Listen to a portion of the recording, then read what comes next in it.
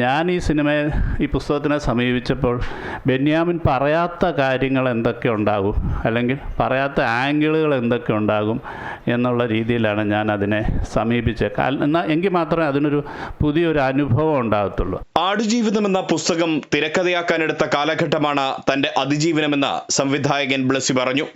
സാഹിത്യം സിനിമയാക്കുമ്പോൾ അതിൽ സ്വതന്ത്രമായ ആവിഷ്കാരം കൊണ്ടുവരാനുള്ള അനുമതി നേരത്തെ തന്നെ ബെന്യാമിനിൽ നിന്നും താൻ വാങ്ങിയിരുന്നെന്നും ബ്ലസ്സി വ്യക്തമാക്കി.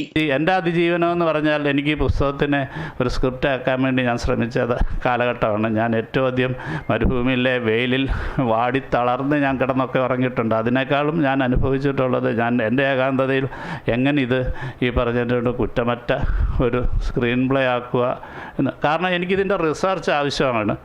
സിനിമ ഇറങ്ങിയതിനു ശേഷമാണ് ഭൂരിഭാഗം മലയാളികളും ആടുജീവിതം എന്ന കഥയെക്കുറിച്ച് തന്നെ അറിയുന്നതെന്ന് എഴുത്തുകാരൻ ബെന്യാമിൻ പറഞ്ഞു. സിനിമയെപ്പറ്റിയും നോവലിനെ പറ്റിയും സമൂഹ മാധ്യമങ്ങളിൽ നടക്കുന്ന വിവാദം കൊപ്പയിലെ കൊടുങ്കാറ്റ് മാത്രമാണെന്നും അദ്ദേഹം പ്രതികരിച്ചു. ഒത്തിരി പേര് വായിച്ചു എന്നൊക്കെ നമ്മൾ പറയുമ്പോൾ പോലും യഥാർത്ഥത്തിൽ 2.5 ലക്ഷം കോപ്പി വിറ്റെങ്കിൽ ഒരു പുസ്തകം 4 പേര് വായിച്ചെന്ന് വിചാരിച്ചാലും 10 ലക്ഷം പേര് വായിച്ചെന്ന് നമുക്ക് അങ്ങ് അസ്യൂം ചെയ്യാം. എങ്കിൽ പോലും മൊത്തം മലയാളി സമൂഹത്തിൻ്റെ വളരെ വളരെ ചെറിയ പെർസെൻറ്റേജ് മാത്രമാണ് വായിക്കപ്പെട്ടത്. നമ്മളെല്ലാവരും വായിക്കുകയൊക്കെ ചെയ്തുകൊണ്ട് നമുക്ക് തോന്നുന്നതാണ് ഇതൊരു പരക്കെ വായിക്കപ്പെട്ട കൃതിയാണോ എന്ന്.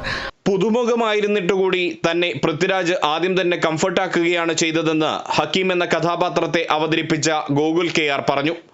സംവിധായകൻ ബ്ലസ്സിയുടെ സഹായമാണ് കഥാപാത്രത്തെ മികവുറ്റതാക്കാൻ സാധിച്ചതിൻ്റെ കാരണമെന്നും ഗോകുൽ വ്യക്തമാക്കി. ഒരു ആദ്യമായിട്ട് വന്ന് അങ്ങനെ ഒരു ടെൻഷനുകളോ കാര്യങ്ങളോ എന്നെ അനുഭവിപ്പിക്കാത്ത രീതിയിൽ ആദ്യം വളരെ കംഫോർട്ടായിട്ട് എൻ്റെ അടുത്ത് ഇടപഴകുകയും ഞാൻ അതിന് മുന്നേ പറഞ്ഞിട്ടുണ്ട്. ആദ്യത്തെ ദിവസം ഷൂട്ട് തുടങ്ങുന്നതിന് മുന്നേ എന്നെ മുകളിലേക്ക് വിളിച്ചിട്ട് ആളുടെ റൂമിലേക്ക് വിളിച്ചിട്ട് കാപ്പിയൊക്കെ ഇട്ട് വന്ന് നമ്മളന്ന് കുറേ സംസാരിച്ചിട്ടൊക്കെ ഉണ്ട്. വലിയ ലെജൻസിനൊപ്പം മികച്ച ഒരു സിനിമയുടെ ഭാഗമാകാൻ കഴിഞ്ഞത് ഭാഗ്യമാണെന്ന് ചിത്രത്തിലെ പെരിയോനെ റഹ്മാനെ എന്ന സൂപ്പർ ഹിറ്റ് ഗാനം ആലപിച്ച ജിതിൻ രാജ് പറഞ്ഞു. ആ ഗാനം ജിതിൻ ആലപിക്കുകയും ചെയ്തു.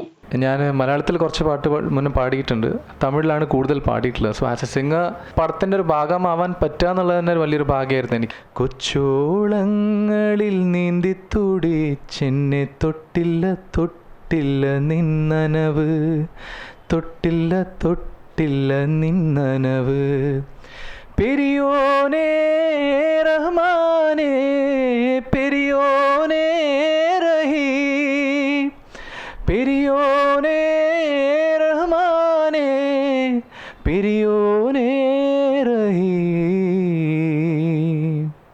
വിശുദ്ധ റമളാനിന് ശേഷം ആടുജീവിതം സിനിമ കാണാൻ കാത്തിരിക്കുന്ന വലിയൊരു വിഭാഗം പ്രേക്ഷകരിലുള്ള പ്രതീക്ഷയും സിനിമയുടെ അണിയറ പ്രവർത്തകർ പ്രകടിപ്പിച്ചു. Riyas KMR, Kerala vision news, Kozhikode.